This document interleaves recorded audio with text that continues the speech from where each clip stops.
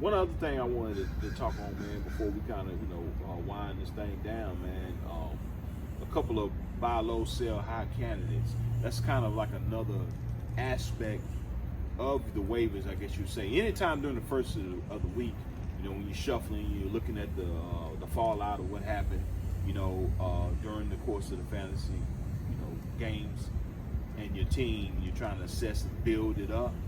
You want to look at other players. Some people are panicking right now, and they got players that they might be low on or high.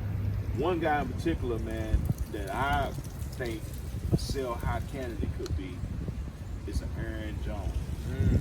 So interesting. Aaron Jones, and I know a lot of people are like, wait a minute, what? Aaron Jones, he got all these numbers, blah, blah, blah. Yeah, but you got to understand during the course of this whole situation, he's getting targets that Devontae Adams is supposed to have.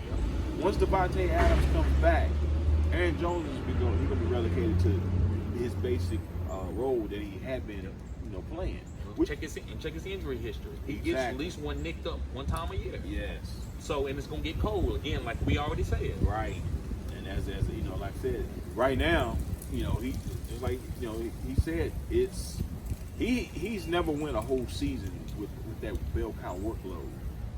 And so as the time goes on, it gets colder. When Devontae gets back, you're gonna see a shift, in his production. So why not try to sell him high now when his value is at its peak?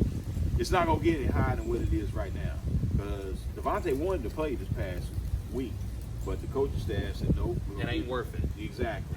So they're not going to keep this guy off the field much longer. Aaron Rodgers is not going to. He wants his number one target on the field as well, because he's balling out of control too. So long story short, once Devontae gets back and those 12, 13 targets that he normally gets, it's all going to him. Aaron Jones, the targets that he's getting now is going to start dissipating. So his value is going to start depleting. So what better time than to try to get his worth is right now.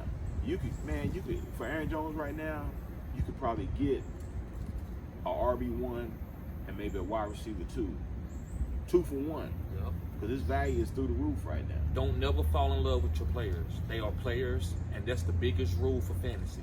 No heart in it at all. I will drop you and I will put you on the bench at any time, like on a drop of a dime. So if you can get the right players for Aaron Jones, trade it. Oh my God, if he, only player that I say is like non-tradable and stuff, and this is a quarterback. This is players like Russell Wilson. I wouldn't trade him in. He's way too high. Yeah. But anybody else, you ain't Christian McCaffrey.